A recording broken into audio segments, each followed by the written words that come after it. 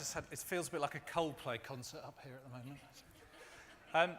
Thank you very much for having me here. It's actually 10 years to the weekend that I actually chaired this event. And if you want sort of proof of how times have changed, I booked Max Clifford to be a keynote speaker. But on the upside, we had Ricky Gervais handing out the awards. Whatever happened to him? More recently, in 2015, with a colleague, Andy Bryant, we set out to write the definitive book of our industry. I can claim definitive because writing it was partly sparked by realizing that no one else had written one. I'm going to start up front with an apology, though, which is for the dullness of the title. Like everything in our life, it was dictated by Amazon search terms, and our publishers insisted on it. Otherwise, it would have been called Can a Dalek Carry Duty Free, which was named after a particularly odd phone call that I had to have at one point in my BBC career when we were just about to shoot this spot.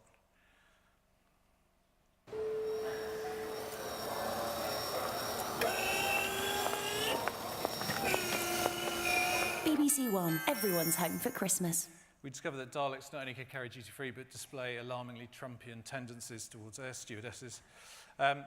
We didn't call it that. The other option we had was what sexual organs does a 2 have, which we wrestled with before filming this spot.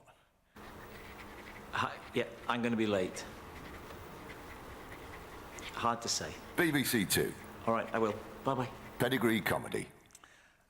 But no, in the end, we decided to call it the TV Brand Builders because we quickly realized that rather than telling our own war stories, there were lessons to be learned from what the very best in the business were doing. So we set out to interview 50 of those from around the world, from companies as diverse as this list. So it's a book hopefully stuffed full of wisdom and optimism for what one interviewer, Linda Schupak from AMC, who's an inspirational head of marketing there, calls the new golden age of television. And whilst unquestionably it is a new golden age of television from the content creator point of view, the plethora of high caliber titles brings very different challenges for us as creators and marketeers. Challenges that have to be set against the backdrop of this. I'm not going to labour the point, but it has seen spectacular drops in both live and catch-up TV viewing by all demographics under 50. This is not just about millennials.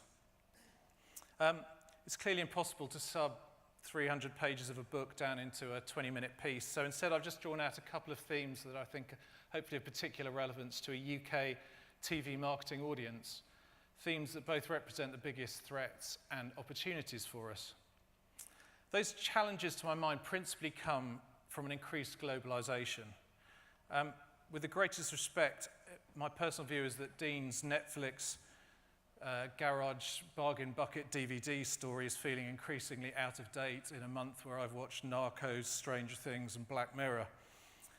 Streaming services are making huge inroads on traditional broadcasters, not just with big data, because domestic broadcasters can play catch-up on data with sign-ups to All 4 or BBC Plus or MyBBC. I love reading Netflix's tech blog.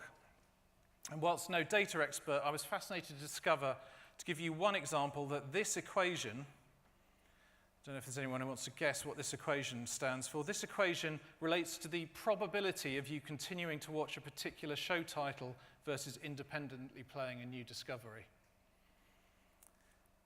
But the streaming giants, to my mind, are the new challenge, both because of how they're using that data and their ability to spread their investment in marketing across a global distribution platform.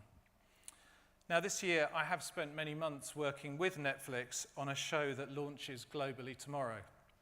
And if you're a subscriber to that service, we've cut a trailer for you. We've cut them for political drama fans in France. We've cut them for soap opera fans in South America. I've never cut so many versions, not because the client's picky or fussy, but because they are constantly getting feedback and they're refining messages because they know what works, which buttons to press. I think there is a fear that the use of big data hampers the creative process, but all I can say in the last 6 months is that no, it doesn't. Here's one trailer. I thought maybe we should show a trailer today. This is one that we cut for fans of family relationship drama, and you'll see the title that launches tomorrow. Might I suggest not being head of the church for a minute, or head of state, or the army, or the navy, or the government, or the fount of justice, or the whole damn circus, frankly. And be what? A living, breathing thing, a woman. A sister, a daughter, a wife. The less you do, the less you say, Or think, or feel, or breathe, or exist. the better. But where does that leave me? You've taken my career from me, you've taken my home, you've taken my name. I thought we were in this together. I saw that look between the two of you. You must tell no one. Margaret. As Queen, you are defender of the faith.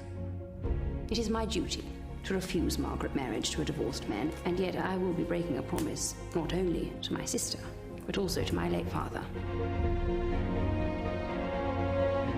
Remember what Papa called us. Yes.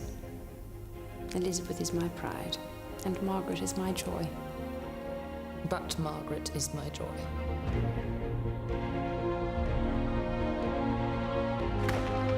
In this family, when you're in, you're never quite sure that you're in, but when you're out, there's no doubt at all, you're out.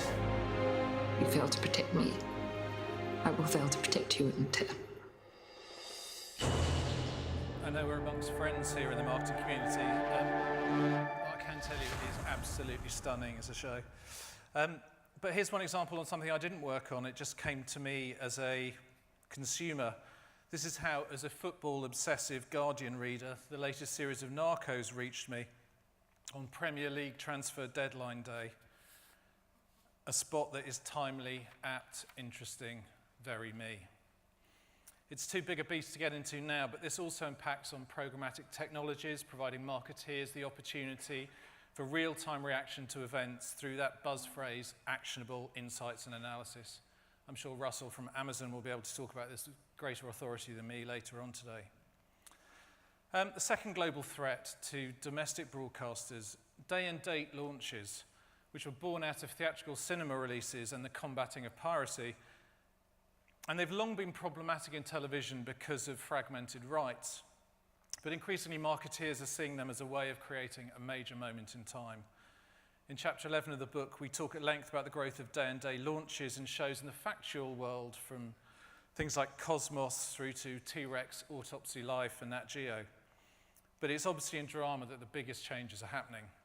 If you take the first episode of Game of Thrones Season 6, which was launched simultaneously in 194 countries, I mean, it's not surprising the broadcasters wanted this to happen, because the launch of Series 5 was downloaded illegally over 1 million times in the first 12 hours.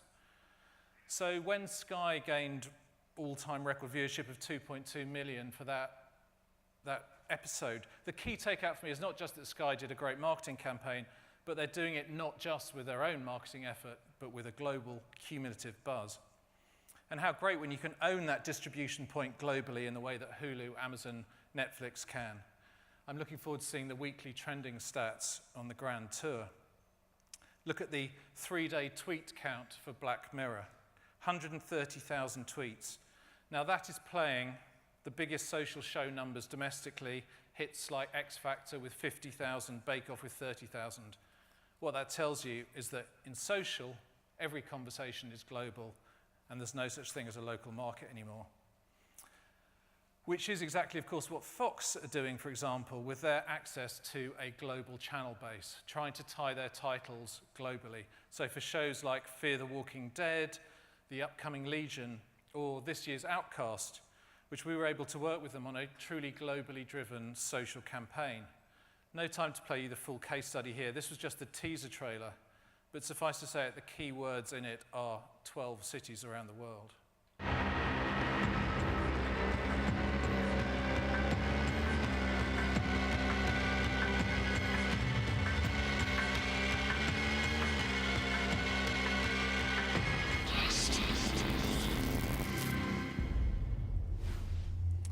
Again, marketing money amortized across multiple territories, naturally giving much greater returns on investment. So that's two global challenges. Maybe time for some advice from the TV brand builders on how to cope with that if you're a domestic channel. what for today I've called the new playbook. I mean, the first today is, and I'm very aware I'm preaching to the converted here, is to increase levels investment for a smaller number of titles, the well-trodden fewer, bigger, better trope.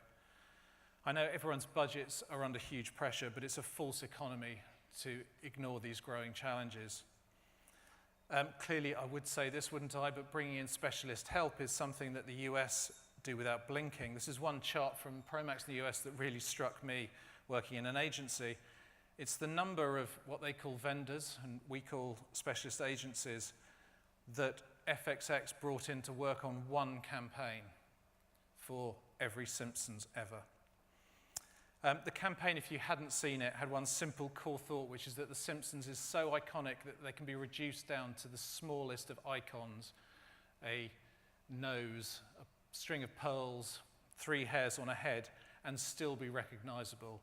And from that, you could reconstruct them back up in any way you saw fit, which meant that they did joyous modern art off-air and great brand blips on. So examples like this in off-air and bus sides, playing on some of the great masters, and through to brand blips where they integrated their own channel with the show. Oh, now what?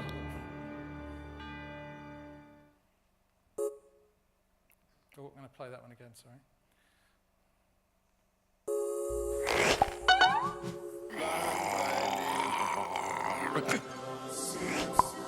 Ay, caramba!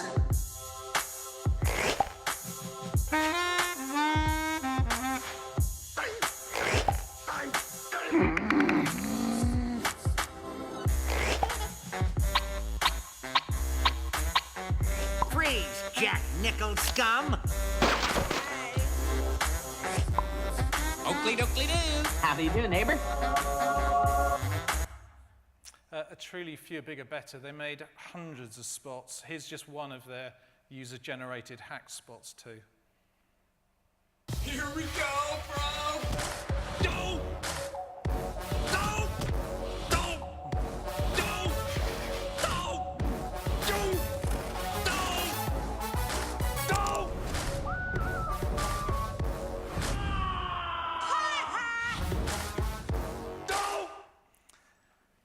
So to advice number 2, increasingly to outflank globalization, you need to be smarter at experiential events, at being on the ground locally.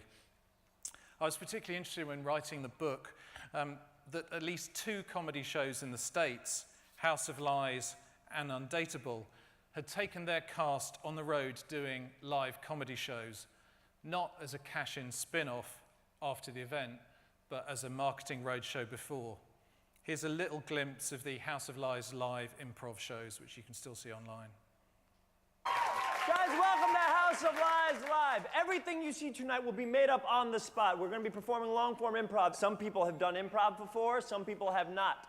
And congratulations. Doctor, I'm so sorry. I'm freaking out right now because I think I got my boyfriend pregnant, and I'm allergic to cats. Hey, relax. I'm flipping out right now because it's not that I don't. Oh my God. Yo, we need fucking plan B, man. Yeah. Please. Got the Showtime logo in the background there. Again, all marketing. Now, being on the ground can just mean more stunts too, with an eye for social, like Bravo's wonderful trashing of supercars around New York and LA to promote The Girlfriend's Guide to Divorce, for example. Getting over it is half the fun, apparently. The third highlight I'd like to categorize in new playbook terms is about joining the conversation. Once again, this is a social-led approach that's not the old-school power top-down marketing, but new power outreach and collaborative story world building, giving existing communities the right tools to participate in your campaigns. From the amazing work that our friends at the USA Network team did with Mr. Robot, which started off light touch, utterly unbranded, speaking the language of the coder and the hacker authentically from the start, and then finding the right channels to communicate with them in a much longer campaign structure. What one of our other interviewers called the cultural momentum map. They did it through in-voice commentary on real-world events, taking on the new shows that echoed the show's basic sentiments, from hacks to extramarital dating site Ashley Madison, and national crises such as the New York Stock Exchange blackout and United Airlines flight grounding. But beyond mainstream news, they also inserted themselves into kind of culturally relevant moments such as Edward Snowden joining Twitter. It's not uncommon for brands to leverage these moments, but they use the series voice and the very distinct point of view, not to serve network messaging, which overtly calls for tune-in, but to build the world of Mr. Robot just by embedding it within our own. It peaked with the award-winning live deletion on Twitch. Here is their agency, ISL's fantastic case study of that. Mr. Robot was a new series launching on USA Network, which followed the story of a young programmer who works at a cybersecurity firm by day and is a vigilante hacker by night. To build awareness for the show with a young audience, we wanted to do something radical. That's frozen. Let's do the old Mac thing. No. Okay, that's all right. I've only got 4 minutes left anyway. Check that out online. Instead, I'm going to move on to what the smartest TV marketing teams are doing, which is keeping a really close eye on what is being said about their brand and responding in the same spirit. Here's a great example from True TV in the US. Now, True TV is a Turner channel that specializes on upbeat comedy and reality shows, but as they would admit, it's not a terribly well-known channel. As a result, every year when they screen the March Madness College Championship, they know that thousands of basketball fans are going to tweet comments like this: "What channel is True TV?"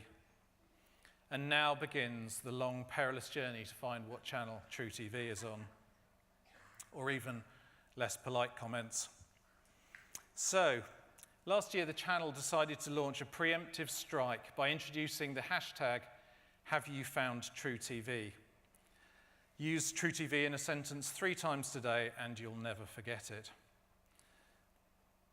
And inserting themselves into conversations. Congrats, John Carroll 03, that time of year. To find out what channel True TV is, you're the 10,000th person to tweet that joke today. They set up a social war room, we heard that phrase already today, during March Madness, and crafted individual responses, reaching over 32 million people with this campaign. Not bad for a less well-known network. Then this year, they went a step further with a campaign that acknowledged that, yes, indeed, True TV is a thing. Here, responding to Jimmy Kimmel Live, making the same gag, and in a perfect circle, using their on-screen talent from the brilliant Impractical Jokers to make the point in, what was it? Oh, yes, that old thing, on-air promos. If you're new to True TV, here's a quick refresher course. It's kind of a whole thing now. Yeah, in the beginning it wasn't a thing. You see here, it wasn't a thing in 2012. Then it became less than a thing, but now it's a thing. You'll never see that chart again. Ernie Johnson and the Inside March Madness crew here, joined by True TV's Michael Carbonaro to debate, is True TV a thing? It's a thing. Is a little thing or a big thing? Why on that thing there's no E on true? That's a weird thing. I think we're done with this thing. And then my favorite spot of the year to end with. What is True TV? Well, let's start at the beginning. True TV used to be Court TV. And prior to that, it was C-SPAN Phoenix. Yeah, and then it was Linen and Things channel. It's not edible. It's something you can't really drive. It's not powered by wishes and dreams, or is it? It wasn't a thing in 2012. Then it became less than a thing, but now it's a thing. It's a TV network. It's kind of like YouTube, except you can't control what you're watching. Isn't that a fun twist? I just thought in a conference called The New Normal to remind ourselves that it's kind of like YouTube, but you can't control it. What a fun twist. So there you go, hopefully the tiniest of riffles through the pages of this labor of love. Now, I know no lesson in marketing is complete without a plug, so I've got some discount flyers which will get you 20% off if you want to buy the book through the publisher's website. If you want to buy it from Amazon, well, it's probably being bundled with the Grand Tour anyway. If you want to follow me for more tips, I'm at Charlie Mawer, and for creative inspiration on Instagram and Twitter, it's at RedBeCreative. Thank you very much indeed for listening.